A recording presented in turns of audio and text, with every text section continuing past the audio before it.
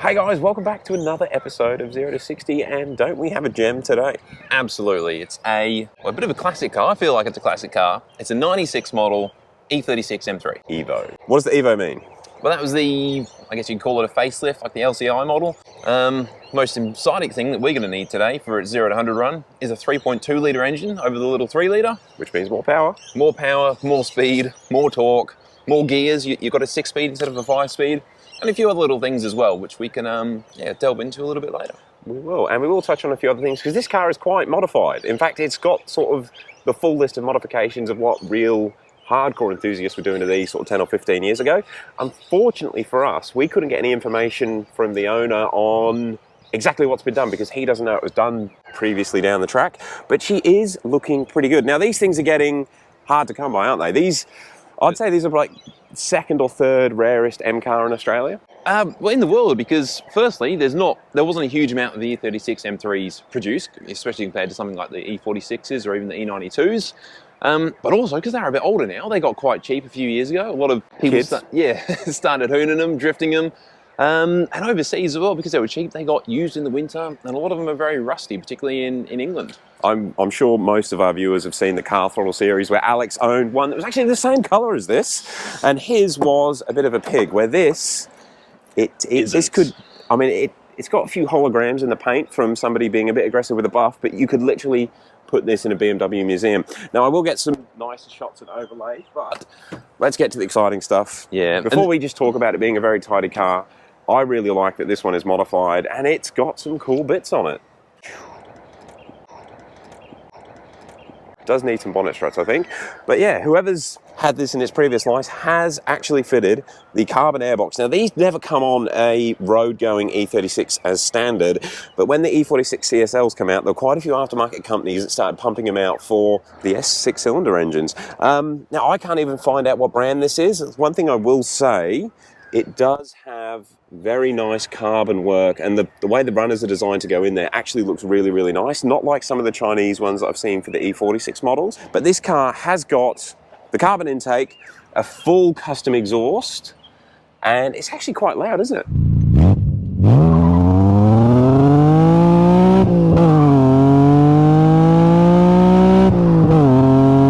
And it has had the airflow meter removed. This is the plug for the factory airflow meter, which is no longer there. So it's running an Alpha N tune, and it really gives it that sort of old school, almost like race car vibe. I think, Dave, let's just give it a quick start up so they can hear what she sounds like. We'll need to get some heat into her as well before we head on the road.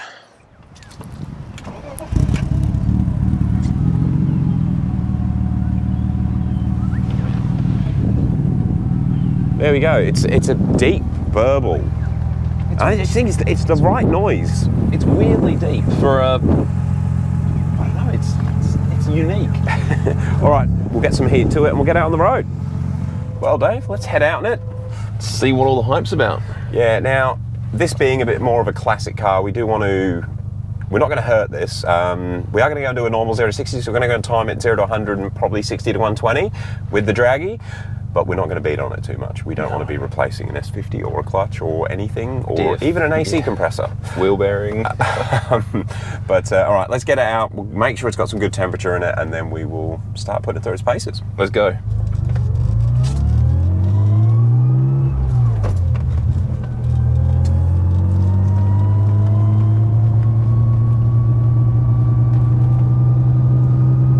Sounds good, eh? When it's a little bit cold, between sort of 2,000 and 3,000 RPM, it's just a little bit rough. And I'm starting to wonder whether it's got cams, because the shriek cams were quite a common modification for these 10 or 15 years ago, and they were cheaper than the airboxes, so it's possible. It feels unlike anything I've driven for a very long time, immediately. Just wait till you guys hear it revving. And this does rev to 8,000 RPMs, which is wild. All right, we're gonna get some heat into it and we'll give it a bit more of a tickle. All right, so these cars, I think I mentioned at the start, they had 317 horsepower from the factory and around 260 foot-pounds of torque. Are you ready to experience that, Dave? I'm ready. I'm interested to see what it's gonna be like, because it's not big numbers for today. It does sound good though. Ready? I'm ready.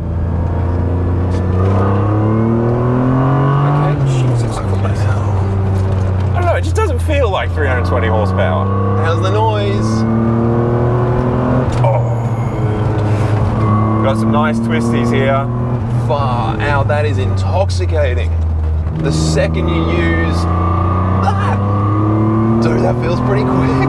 Just so everyone knows, we've got all the windows up. And you can still get a lovely exhaust note and induction noise at the same time. And I don't think you're even revving it hard yet. You're right in the mid-range. It feels like I'm revving it, but it goes into its happy place. As soon as you start using all of that throttle travel, the entire noise changes. Okay, so I think you've got to experience that 8,000 RPM rev limit. All right, just round this corner, I reckon give it a go. All right, guys, it's time to experience that 8,000 RPM rev. Oh, God, it sounds good. There it is. The noise you get from an old school engine it's something we just don't get with the modern turbo. You right there? There's a lot going on for a car that doesn't have that much power. It's quick, eh? That's really... It doesn't feel like 320 horsepower. Dude, it's got enough power for the road to have a lot of fun. Yes. And to get in trouble if you weren't paying attention. What it doesn't have is like the low down torque to break the tyres loose. But when you get moving and you get rolling, it just carries its speed and it keeps accelerating. Yeah, you can feel the power coming in. It's not spiky, but you can feel there's more power the higher in the RPM you are. And then obviously you've got more road speed as well, and it just gets a bit... Time for another tickle.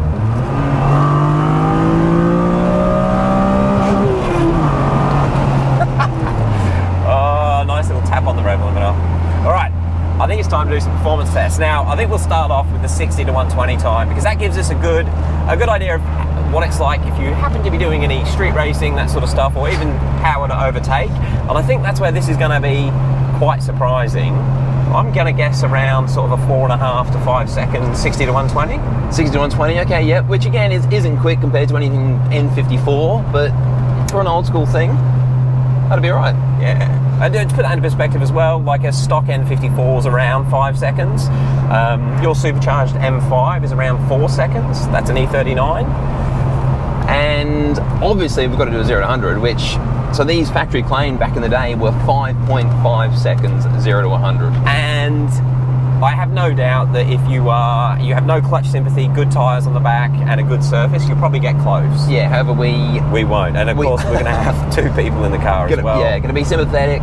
They're on, I don't even know what these tyres are. They're not a brand name. They're just some cheapo stuff. I think they are a Chinese tyre that someone's put on. And I also don't think it's going to be, you'll have to be kind of aggressive, like you'll leave with a few RPM, so it's actually in the power range when you're moving, but I think because they got those shitty tyres, it'll spin if you're too aggressive. So what do you guys think we're going to do on those 2 runs? Please comment below before you watch that part of the video. I'm going to guess a 6.5 seconds 0 to 100. What I was going to say, yeah, I was going to add a second on to the factory claim time. All right, let's go and do some runs.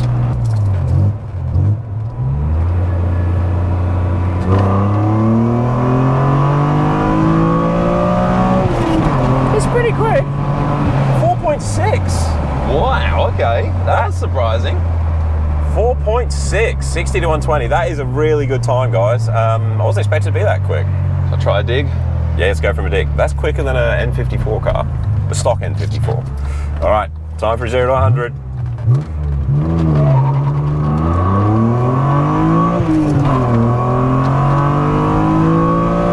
And we're good. 5.9. That felt really good. That felt really, really good. And there's more in that, I reckon. All right, this car's faster than we expect it to be. And it's starting to feel quick. I can't believe after those couple of second gear, when it touched the limiter for a second, as soon as you back off, it's just going pop, pop, pop, pop, pop. Get a bit of heat in the exhaust and it makes some good noises. All right, one more run coming.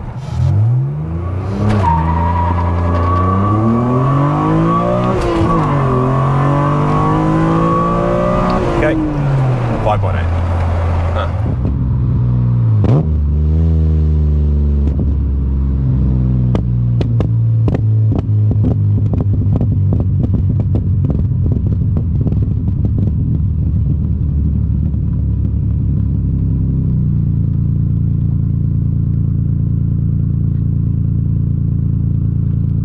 Well, we're back and we've just been having a bit of a chat because it is a lot faster than we were expecting. It's another level. It's really surprising. If you've been following this channel for a long time, like when you get a bit of age on a car, even sort of 5 or 6 years old, you throw 2 people in them, they never really get close to their claim times. Even with performance modifications, with more power than a stock car, it's still nearly impossible to get that factory claim time. Yeah, but what's really blown us away is this car's 60 to 120 time of 4.6, I think, that time we did it.